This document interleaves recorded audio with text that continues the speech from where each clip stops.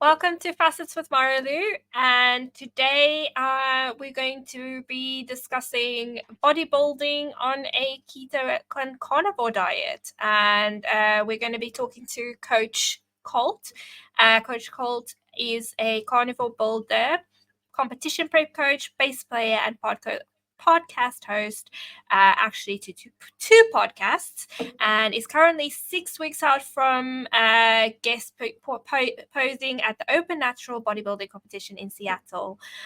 Welcome, Coach Colt, and thanks for being here with us today. Absolutely a pleasure. Thanks so much. I was just listening to your show today, so it is an honor to be featured on it. Big time. Yeah, we're very grateful to have you and your expertise on the show today. And would you mind just telling us a little bit about yourself? Like, how did you get into this industry? Thanks so much. Yeah, I think we all come into the carnivore diet from different angles and for different reasons. I came in from the bodybuilding side of things, and so most of my experience as a bodybuilder is actually with high carb diets. Most of the shows that I did were with preps that consisted of mostly carbohydrates as an energy source. And so from there, the way we joke over here about how the paleo diet is like the gateway drug to the keto diet, and then the keto diet is like the gateway drug to the carnivore diet. And once you're carnivore, in my opinion, that is the fountain of youth. That's a proper human diet, right? When in doubt, eat like a lion, live like a lion. If we can mimic the way that lions live and eat, being apex predators ourselves, like sharks, like leopards, and like other animals that are predators and aren't really prey of other animals, that's where we fit in on the food chain. And so, when in doubt, eat like a lion, live like a lion. I just noticed that the closer that I got towards a carnivore diet, I started feeling better and better and better. I never made a decision to be on the carnivore diet or to be keto long term. That's something that I get asked all the time, and I think is something that we as keto carnivores get criticized of often, is that it's not sustainable.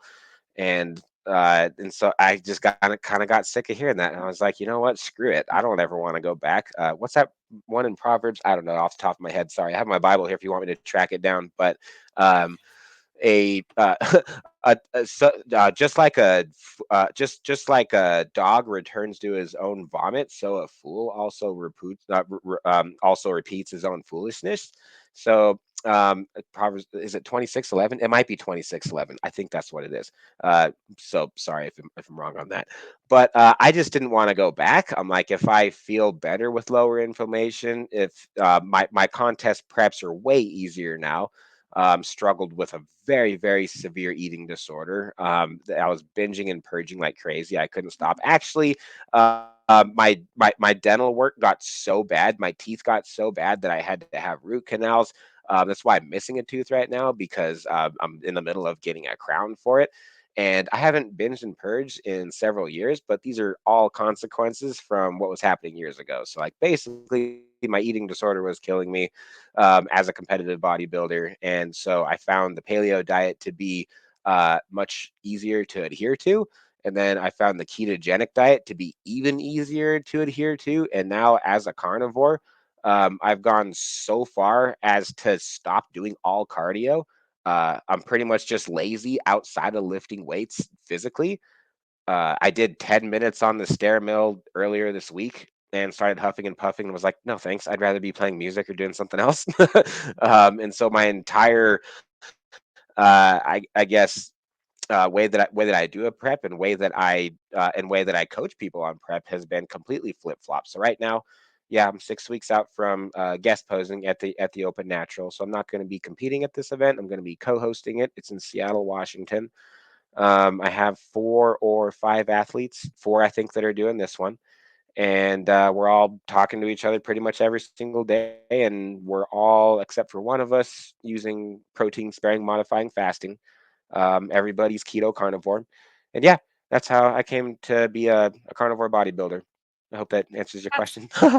Yeah, that's an amazing story, like and thanks so much for sharing, because I know it can't be easy to kind of, it there's probably quite a bit of trauma that goes along with that, and quite a bit of Mhm. working on yourself and digging that you had to do to get to that. And I think my question would be like, was that your aha moment? Was that your epiphany to kind of change your behavior and live a healthier lifestyle? Like, the doctor's telling you, like, if you continue down this road, like, you're gonna die. Yeah, I could. Well, and I could just see it. I could just feel it. I mean, binging and purging is humiliating. Yeah, it's traumatizing, but the more that you can talk it through with other people. So, as a coach, I guess I'm just shocked to realize how many other people struggle with this, men and women. And so, talking through this over the years has helped me, I guess, to just understand that it's okay to have that problem, but it doesn't. Excuse me, it's not okay to have that problem. But it doesn't mean that you're weird or that there's anything wrong with you for having that problem. But it's a Yeah. problem that needs to get fixed, and you need to fix it right away because it will kill you. So, what I just found that having carbs in my diet kind of always made that impossible, Mm-hmm. specifically sugar. And so every time I would consume carbs still, which is why I don't, and I haven't had a high carb meal in years. I'll have my first high carb meal in 6 weeks actually, because I'm using white rice to peak for this show. I think I can gain 10 pounds actually by this peak week protocol. But typically though, whenever I do consume carbs, it's the same thing as like people that are diabetic. Basically, like I have a sugar crash. I start craving more carbs after that, and so I'm particularly carb sensitive. I think more so than most people. But I don't think that most people realize how carb sensitive they are until they abstain from them for a certain amount of time. And I don't care if it's intermittent fasting or if it's keto or whatever, but like most people are carb addicted and don't know it, and they don't realize it until they try skipping a meal and they freak out because because they usually eat at that time, right? So I think most people don't realize how addictive carbs are. It's been proven in rat studies to be more addictive than crack cocaine. Not that I could tell you the difference between the two, but I can tell you that sugar is for sure addictive. And that was kind of my biggest realization. And if we had to pinpoint one thing in my diet that just had to go, that was a lead domino for everything else, and what I always try to encourage is just to get rid of processed sugar. If you can start there, that is a lead domino, and then from there you can work on the next culprits, like the next most destructive thing in most people's diet is alcohol, is alcohol, or bread. So get those things Yeah. out of there. Now you got less fiber, you got less lectins, you got less carbohydrates, and that's kind of the gateway to the paleo diet. And then from there, it's keto carnivore. Yeah, that's a really good answer. And would you kind of say that the eating disorders is quite prevalent in this industry? Because it Yeah, it seems yeah, like that is something that comes up a lot. right. I need to be careful about how I use terminology here, because if we're going to talk about something that's like actually diagnosed as a binge eating disorder, I think there's a lot of gray area there. But just Mm. generally speaking, this is my coaching clipboard right now. This is how I keep track of everybody, because everybody that I train is online except for one gentleman, except for two people actually. But everybody else is pretty much international and just kind of all over the place. And these are, um, sorry, where are we going with that? You asked me a question.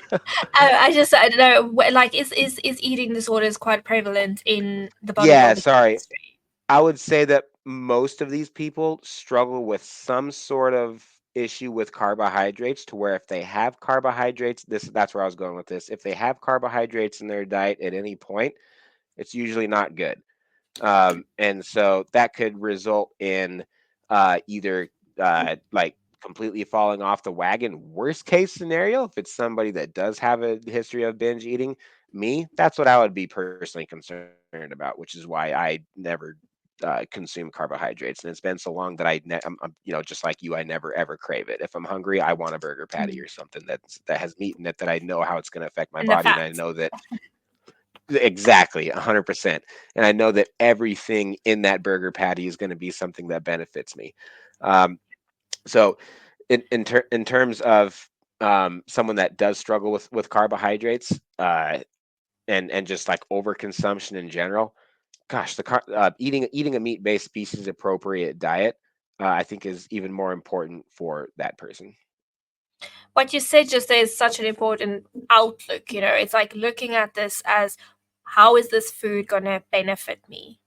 Hmm. That's such an important outlook to have, like in the decision of what food you put into your body and what you're consuming.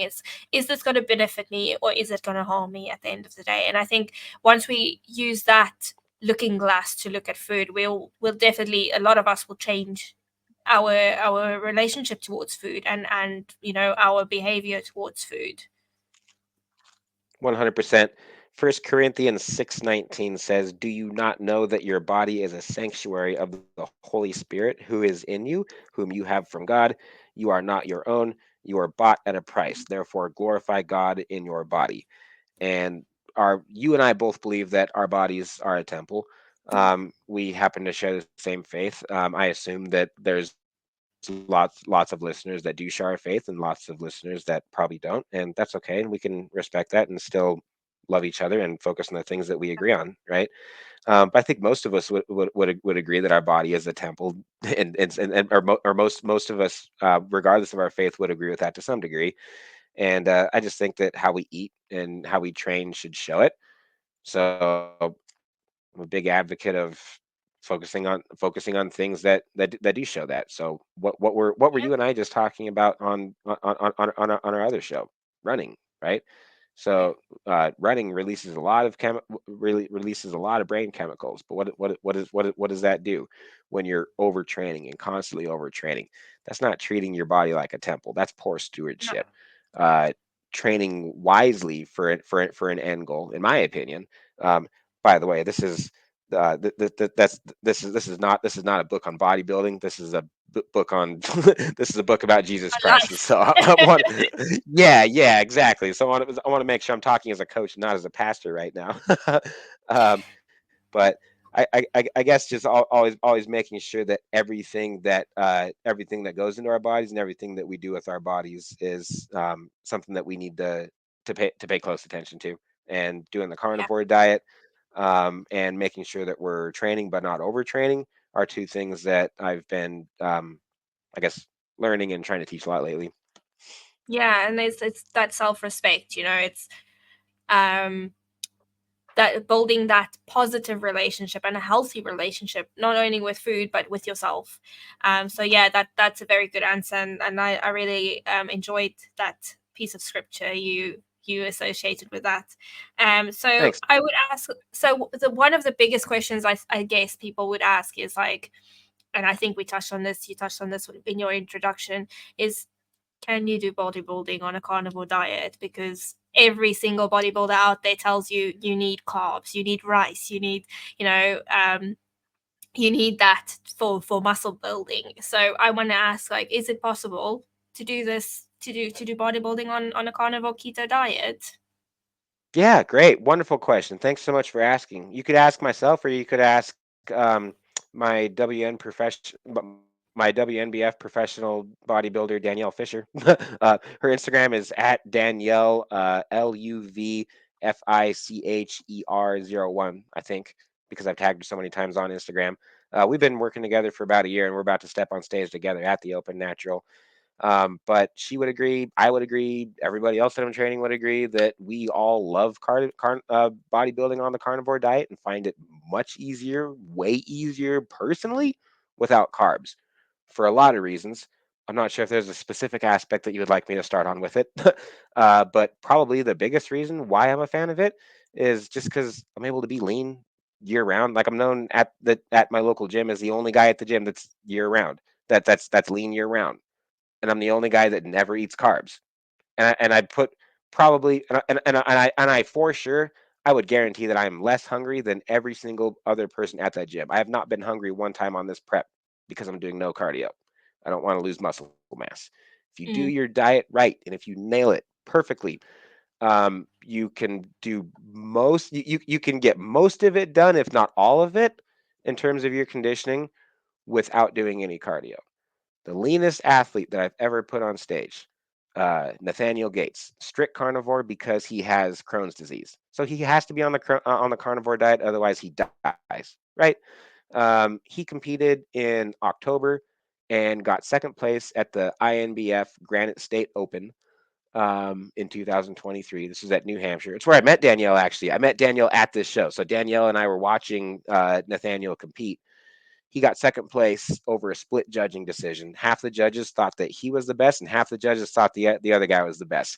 And long story short, they gave it to the other guy, and he got the pro card. So Nathaniel almost got his pro card. But yeah, he has Crohn's disease, and so you can check out our. I think I've had him on Carnivore Coach's Corner and on the SuperSetYourLife.com podcast. We talked all about his peak week, but he did not do a step of cardio his entire prep. He did not. He was by far the leanest athlete at the stage, and seriously, nobody could believe that he didn't do any cardio at all.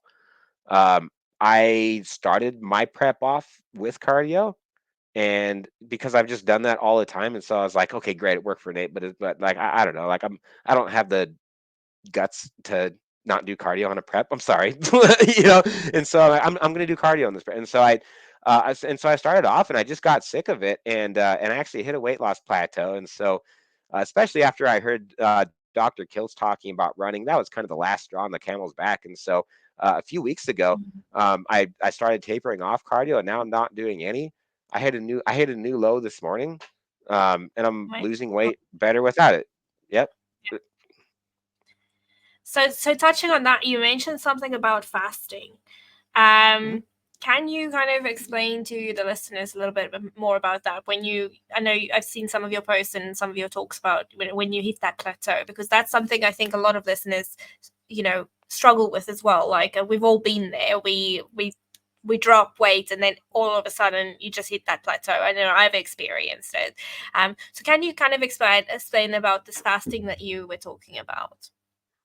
Definitely. Yeah. So intermittent fasting is another tool, another lever that you can use that changes things in your body hormonally, typically for the better when you're on contest prep. So for some people, fasting is a great idea. Intermittent fasting works wonderful. Yeah, it supercharges your metabolism, and it's a dream come true, just like all the intermittent fasting people says it is. For some people, it's not necessarily the best approach. And I think the best way to be able to tell that is by your intuition. First of all, whether you're a female or a male drastically changes things. So if you're a female, you have a 30 hour, you have a 30-day hormonal cycle, approximately, right? So there's times during the month naturally where you're hungrier. There's times where you don't have an appetite. That's a great time to do intermittent fasting. Before your cycle, when you start getting hungry, terrible time to do fasting typically. Yeah. So women, I like to do more intermittent fasting with them on their preps, kind of going by their intuition. Fast Forcing a fast, always a terrible idea, in my opinion, in my experience. Personally, I never fast more than a day, even though I know it's good for me. And even though I have a lot of clients that do it and love it and crush it, and I'm like, great, you do that. I'm gonna eat my ribeye and text you while you're fasting. I just like to eat, and I just get anxiety thinking about not eating. Okay, so Mm. I can hit all of my fat loss goals, and my quality of life is just fine without doing fasting. I don't want to do it, but I have a lot of people that do it and they love it. So yeah, more power to you. Um, Long term, especially if you're bulking, don't do it on one meal a day. Yeah, you can bulk on one meal a day, but it's a slow boat, and you'll build muscle twice as fast if you spread it out to just 2 meals a day. You don't need 5 meals a day. Rich and I talk about this all the time on our podcast, Carnivore Coach's Corner. Um, the more that you spread out your protein throughout the day, it will. That's just common sense. That's more opportunities that your body has to be able to assemble that fuel.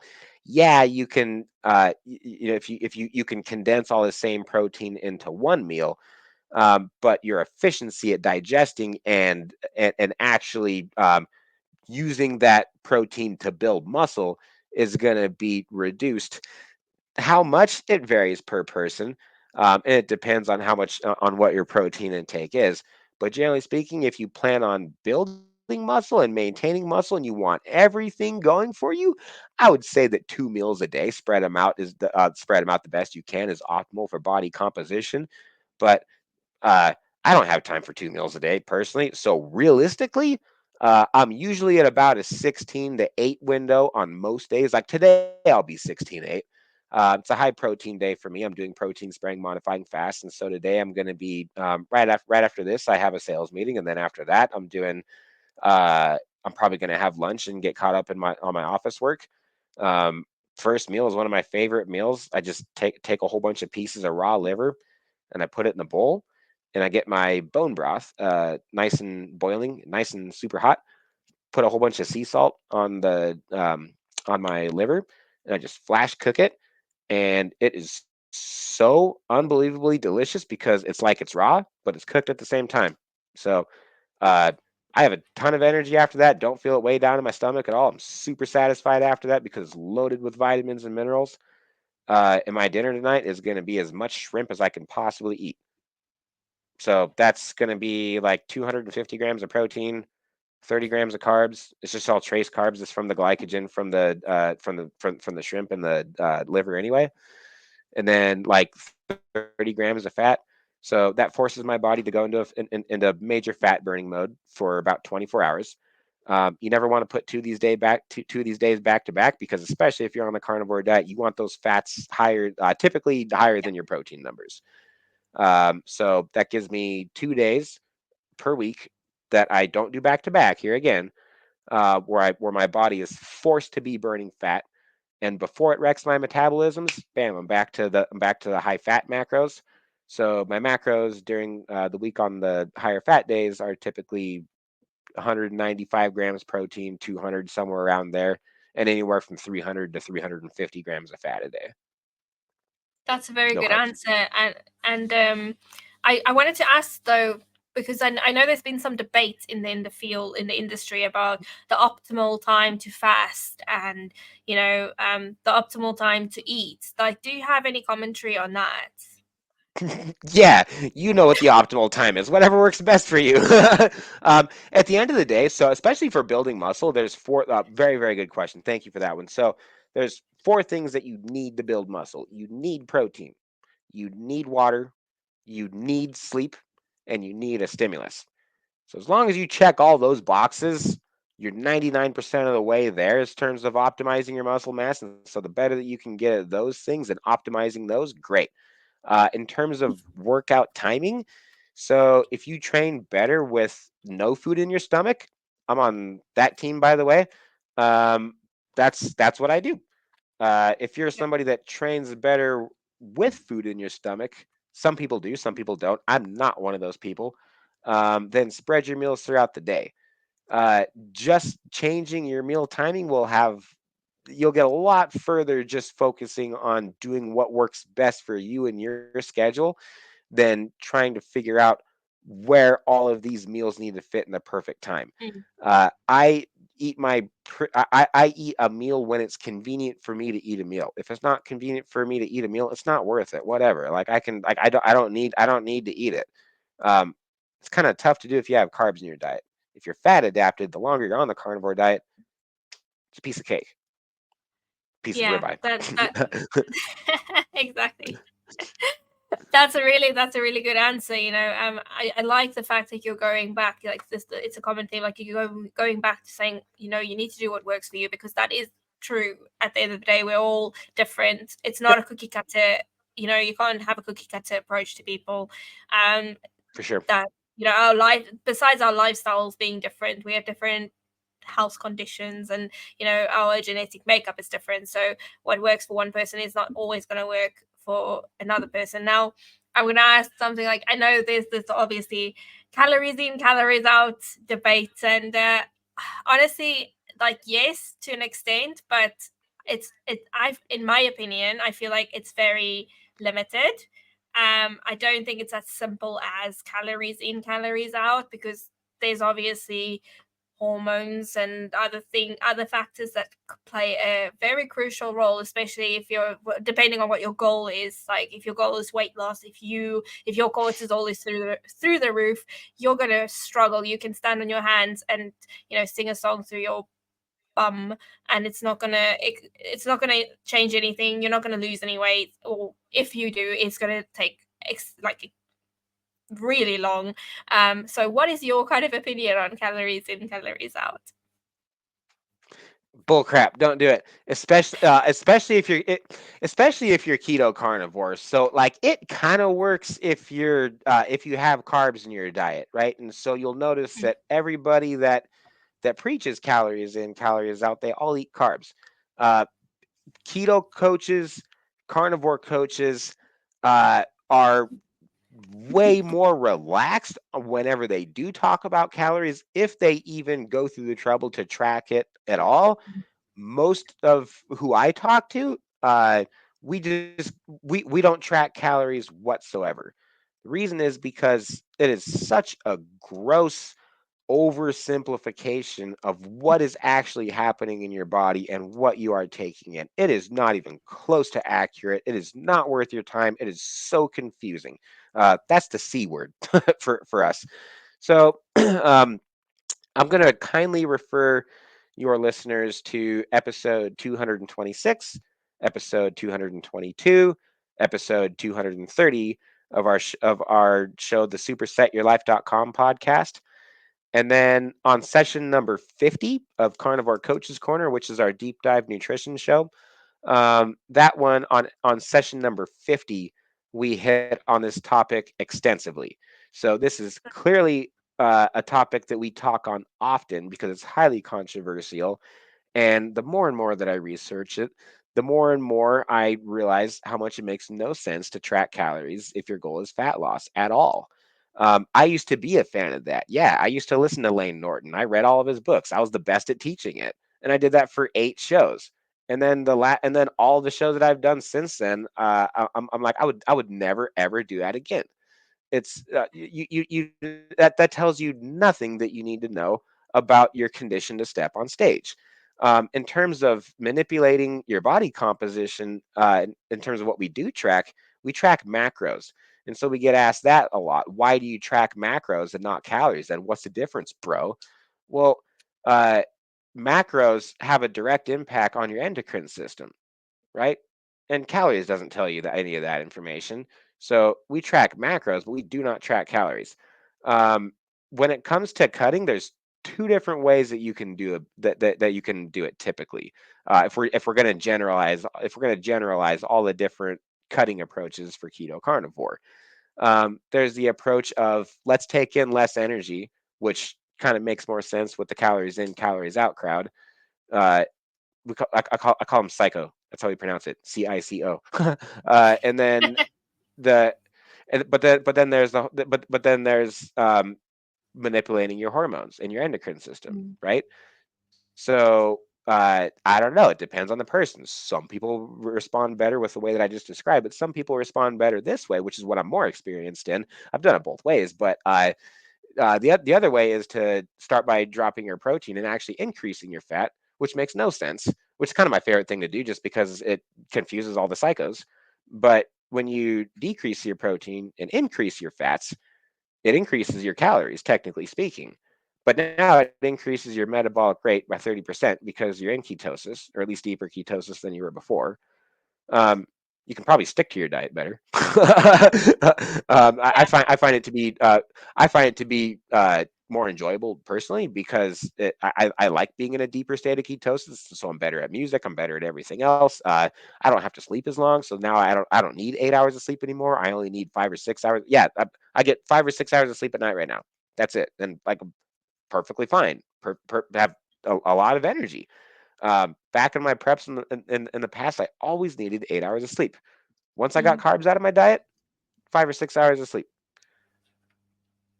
Sorry, I was That's onto something there. Where was I going with that? it's about like the macros and why you're tracking macros as opposed to Oh yeah, yeah. calories. And, right, and so then that'll result more in fat loss that way. So uh, calories just tends to oversimplify everything to the point to Mhm. where, in my opinion, you're just not getting below the surface. And so I have a hard time coaching people the old way in a much easier, I guess, more intuitive time doing it this way. Yeah, like to go back to your point about women, going through different hormonal phases in during their cycle. And like calories in, calories out to me is if you're starving a woman just before her like her time of the month essentially, and that's going to have a detrimental effect on her cortisol levels. And she's women tend to carry a little bit more fat in general, and we're designed that way Right. because we're childbearers. So if you're putting that amount of stress in your body is going into shock because it's thinking that it's being starved, and that elevates your cortisol levels, which dampens your ability to actually lose weight. So it's actually very counterproductive to have that kind of mentality. Yes. And it's similar to go into exercise. I have a similar opinion. If you're pushing women to do hit training, in my opinion, that's like the worst thing that you can do as a woman. I feel like weight training is a better approach to kind of balancing those hormones, keeping them stable. One Just hundred doing percent. enough. Just doing enough to maintain muscle mass and burn the calories and whatever, but to use the energy that you're consuming, not to say that it has anything to do with calories in, calories out, but just so that you're not storing the fat essentially. But that's a better approach than telling them to push themselves into heat training. And I am so frustrated with my because I think I think you get frustrated as well as a coach because the amount of nonsense there's a lot of different words I can use, but I won't. But the amount of nonsense that's out I there. was thinking of those words, but we didn't talk about this before we were recording. If it's okay to swear on your show or not. Yeah, go for it. Each to their own, so that's fine. But the amount of nonsense that's out there, I fell prey to it because I was on. I don't know if you've ever heard of like Fully Raw Christina and Freely the Banana Girl. They were like a big thing a few years back, and I did follow it's basically fruits and vegetables, fully raw fruits and Yeah. vegetables, no cooking it. And I gained a ton of weight, and you know I was doing hit training, and I was just gaining massive amount of weight, and I didn't understand like what was going on because I'm supposed to be eating, this is supposed to be healthy, and I'm exercising, so what's going on? But yeah, it wasn't until later that I realized, and then I've got other developed other symptoms, such like other conditions such as PCOS, and obviously you know that like an hypothyroidism, and insulin resistance, and it was terrible. So I was just like, oh my goodness, what's going on? This is supposed to be a healthy lifestyle. But yeah, and Yeah. if like there's this guy out there as well that's pushing, like, he's a nutritionist, and he's pushing like, oh, it's okay to eat the donuts, and you're not going to die, it's okay to eat the sandwiches. And it's like, well, no, it's not. And I think as a coach that must be quite frustrating. I mean, like you could, yeah, like you could probably do cocaine once and like be fine the next day, right? And be fine like the next week, like right? Like I don't know, but like that's like what point are you trying to prove? Yeah, you can eat something that's bad for you and be okay. Okay, yeah, yeah, you're so cool. But like, what kind of an example are you setting? Really? Yeah. I don't know. My quality of life is just fine without donuts. I used to eat donuts all the time. I used to eat 12 donuts for lunch at school. I used to go to Krispy Kreme. Do you guys have Krispy Kreme over there? We have Krispy Kreme here. Yeah, we do have Krispy Kreme. Yep. Yeah. So I would eat 12 of them and a Mountain Dew, and like that would be my lunch. Uh, and so trust me when I say that nobody just likes the idea of eating a donut more than me. I've just been there, done that. I know that I know that it makes me feel like crap. I know that I can't stop at one, and I don't think that variety is a spice of life. I think that vitality is. I wish that was original, but I stole it from Keto Mary. I love that. I love that. You know, like it's so true that like we need to start focusing on quality of life, and Yep. what is our quality of life looking like? Is it Right. that we're hitting that midday slump every day and we're reaching for the cupcakes every day because we're craving sugar? Interestingly enough, I saw there was a post someone posted the other day. This is a bit off topic, but a little bit connected to food. She's pregnant currently, and she posted that she was craving all these weird. She's got all these weird cravings, and you know, should she give in and have this really weird concoction to satisfy her cravings? And I find it quite funny because when I was pregnant, I I followed the carnivore diet. Well, actually, I followed Dr. Kiltz's Bebes diet, and I never craved anything. I can tell you now, I never had cravings, and I followed it throughout my pregnancy, and I basically just said to her, well, the issue is if you're eating carbs, that's amplifying your cravings.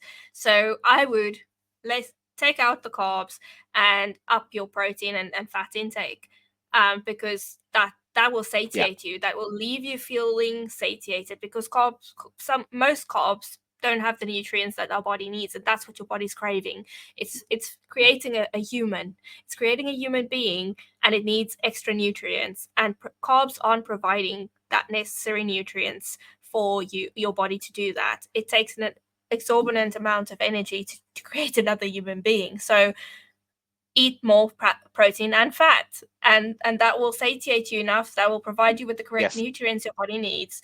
And hey, Bob's your uncle, no cravings.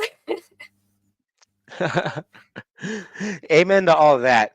Uh, One more thing on the donuts. I just had to say this because we were on the topic. Dunkin' Donuts. Do you guys have Dunkin' Donuts? No, no.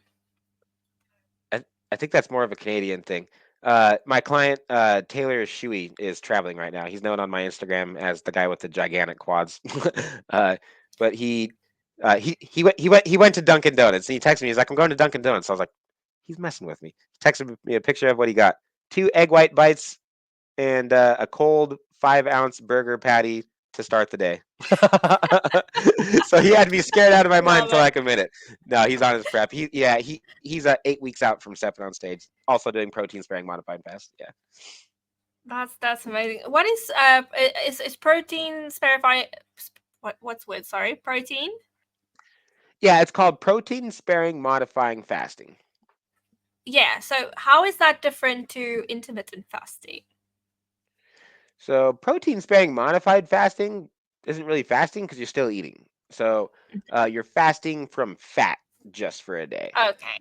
Um, Yeah, yeah. And so you're doing 5 days where your macros are your normal macros if you are tracking your macros, right? I don't even know how to do it if you're not tracking your macros. So the only way I know how to do it is with tracking. And so your macros throughout the week, you want your fat to be higher than your protein, ideally. Whatever it takes for you to be in ketosis. You want to be in ketosis, and you want your fats to be high during those 5 days, and they'll be a little bit lower depending on how serious you are about cutting. But I generally try to encourage people to go higher with their fats on those days. And then the two high protein days. This was made popular by Rob Goodwin when it comes to bodybuilding. It's been used by for like lots of different medicinal reasons, mainly for fat loss. And so there's lots of different ways that you can use protein sparing modified fasting. But in the bodybuilding community, he's the one that kind of made it famous. And so that's probably like the best place to go. That or our show on a Carnivore Coach's Corner. Rich and I have been talking about it quite very extensively and how we're using it on our preps. And so he's been pretty much teaching me how to do it. And those high fat days, that's when you're shredding through a lot of fat. But like today for me, this is my high fat day. I'm gonna be stuffed. Like I'm gonna it's gonna be Mhm. hard for me to eat the amount of food that's required of me, and I love every single bite of it. Like it's delicious. It's Mm, buttered up shrimp lovely. and beef liver and bone broth. Like I mean, it's seriously some of my favorite food, and so don't feel deprived whatsoever. Because everything that I'm eating is super nutrient dense. So the most important thing on your high protein days is to make sure you're not supplementing any protein. All of your protein needs to be extremely lean for this to work, and it needs to be bioavailable in the forms of meat. Okay. So would you say what is the benefit, if I'm understanding correctly? Is it to uh, increase cutting, like the ability to cut and lose weight? Yeah, yeah, it works best for people that have been like keto or carnivore for a while. You've already Hmm. done a high fat approach. You've already been cutting by tapering your macros. You've already lost all the initial water weight and fat and bloat and everything from having been carnivore. You're at 15% body fat and your body's either giving you the middle finger and you're then like now you're starting to kind of like lose hair and stuff and your metabolism is adjusted to it. You're past the honeymoon phase. um, that's a good time to to do protein sparing modified fast. So Okay, I so would not recommend you it for would, anybody that's I would not recommend it to somebody that's newly yeah, okay. carnivore keto by Okay, any that's a means. good point. Yeah, I think that's a good point to make. That it's more Yeah, for do those this after everything else very stops working. It's advanced. good, good. Yeah, yeah. Um, then yeah. Is there anything else that you wanted to touch on for today's episode? That's pretty much it. It's just been an absolute blast. I guess one more thing that I wanted to follow up with you on is you brought Exodus 15:2 kind of to my attention and by extension to all of our athletes. And so now by the end of the week, I have that verse memorized. I'm looking at it right now, but I'll look at you. The Lord is my strength and my song. So it's 8 words, and the way that I memorized it and the way that I teach to memorize it, I'm kind of a dork, but it works. And I've been doing this for years, and I've been teaching this for years. And now I have like a whole bunch of Bible verses memorized that I didn't have memorized before, and they're all my favorite ones that like have something to do with working out. So Mm. this one does. Like I think about this during my workout, right? Is that what Moses was talking about? No, of course not. But as athletes, I find it very helpful to go to what people sometimes make fun of as being prosperity gospel verses, but like I can do all things through Christ who strengthens me, Yeah. which is Philippians 4:13. Um, our verse for this week is Zechariah 4:6, which is not by strength, not by might nor by power, but by my spirit, declares the Lord of Mhm. hosts. So that's 15 words. So whenever I'm gonna do something that's 15 reps, I don't need to count to 15. I've done that a million times in my life. I'm just going to say Zechariah 4:6 because I know that's 15 words. And then if I do that like 30 times by the end of the week for everything that's 15 reps, then I got that one memorized. And then it Yeah, becomes a part of you, it becomes a part of who you are. So, I um, really love that. thanks. Yeah, you got to be careful not to take things not to take things out of context. But yeah, I mean, like if, uh, because Zechariah 4:6 is not about the gym. It's a powerful chapter. It's an amazing book from start to finish. But yeah, last week it was the Lord is my strength and my song, and so so I just found myself praying over that one a lot personally, and kind of thinking about that one during my workouts, and just talking about it with everybody else. I'm not a pastor. We're just not even all of our athletes share the same faith, and so we don't have that conversation with those athletes. That's okay. We talk about all the other cool things that we have in common, right? But Yeah. our faith is important to me, and for me, it's foundational to everything that I do. And so I find it. uh, helpful and encouraging and strengthening if it's something that if we do have in common that we're talking about. And so, um, yeah, but I just most of us share this faith, and so that's kind of something that we all tend to do. And I just wanted to thank you for contributing to that. Yeah, thank you. Yeah, and I think I wanted to just ask one last question, and that's kind of like, because I feel like what everything we do is not only to, you know, improve our quality of life, but in at the end of the day to build our resilience as humans. So how would you say that this diet and bodybuilding and, you know, exercising has contributed to beating those, you know, those little demons you would call dysmorph body dysmorphia and eating disorder like that, you know? How would you say it's built your resilience towards not falling back onto those old patterns? Wow, such an incredible question. Thanks for wording it that way. I've never really said this before, so I'm just kind of shooting from the hip. But I guess at the end of the day, I'm kind of addicted to dopamine, and I'm addicted to just seeing progress, and I don't care what it looks like. So like, I'm gonna be playing my guitar on stage actually at the Open Natural. So I'm Oh not the wow. world's yeah, so I'm not the world's like most competitive natural bodybuilder. I'm pretty good. I'm better than most of them, and I think this year I'll get my pro card. I want it so bad, and I really think I'm gonna get it. And I'm not necessarily the world's best bass player either, but I'm pretty good at doing both of them at the same time. So that's what everybody's gonna see at the Open Natural. So between now and then, I'm working on 3 or 4 songs that I wrote and a couple covers. Um, and the covers are heavy metal. And most of what I wrote is heavy metal.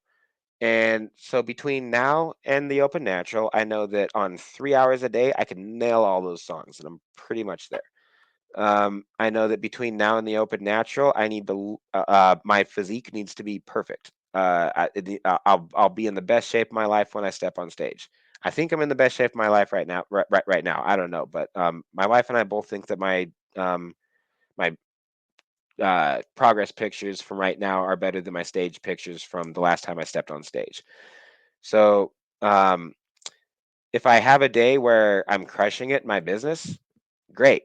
Um, I get pretty amped on that, and that kind of gets me through the day. You know, Mm. uh, if I have a day where I don't know, it's just like lost lost a client or whatever, had an angry phone call from a client, and like somebody else needed help because they fell off the wagon. If it's just like one of those days, then Mhm. okay, well, man, that 3 hours a day of practice feels really good, and the good thing I got those songs down. Yeah. If those if I have a shit practice session, then I'm like, well, I don't know. At least I got a good workout, right? And so, Yeah. um, I guess as long as like at the end of the week, I can look back and see measurable progress in all those areas. Wow, that does so much for my self image and for my confidence, and that keeps me going, and that keeps me working to get better the next week.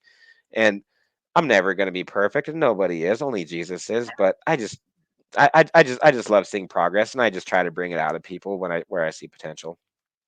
Would that be one tidbit of advice for people who feel defeated and struggling? Because obviously it's mentally, you Hmm. know, taxing to be a bodybuilder. You know, it takes a lot out of you. It's not always winning.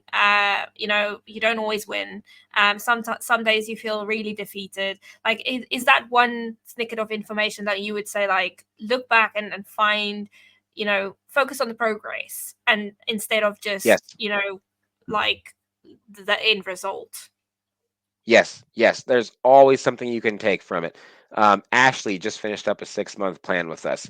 She couldn't lose weight. Like nothing was working. We were frustrated. The last 6 weeks, we are like, what the heck? She was getting great results her entire time. She's like, first 5 months, she lost a ton of weight and was loving it. She's down a size in her swimsuit. Wait, no, that didn't happen until the end. So she went from a size medium in her swimsuit to a size small, and she lost 5 inches on her waist That's in amazing. 6 weeks in the last 6 weeks of her plan. And so it's like, yeah, we didn't see the number go down on the scale. Who cares about the number on the scale? When you go to the pool, when you go to the beach, nobody knows how much you weigh, and nobody cares. They care about how much they weigh, not how much you weigh. But they see what you look like, and you see what you look like. And I don't know, maybe that's vain, but how I look is important to me. I'm sorry, hence the eating disorder that we were just talking about. And so I just decided to find a way of life that made it so that I It's am happy healthy. with how I look. Yeah, and it's healthy. And also in a healthy manner, like I think the key part is that it's attainable in a healthy manner. You don't have to starve yourself, you don't have to binge and purge. Like, there's a healthy way of loving Yes. yourself, and I think just making that mindset change of it's not vain to love yourself, and to be proud of yourself and to be proud of what you accomplished. There's nothing wrong with that. I think you know it's powerful to be able to say, like, I'm proud of myself, and I have self-respect to the extent that I want to be healthy, and I want to live a healthy life, and I want to have the best quality life I possibly can have, and investing in that. That's how you need to kind of see it, and yeah, that's my opinion on the matter. Absolutely, 100%. I think your answer is better than mine. I'm glad we have these No, conversations. not at all, not at all. Yeah, I've fought a lot of demons in my life, so I've had a lot of time to think, so um so yeah, like, I where's the best place for people to find you and your content? Oh, thanks for asking. Yeah, I've pretty much dedicated my life to my podcast. So you can check out the supersetyourlife.com podcast.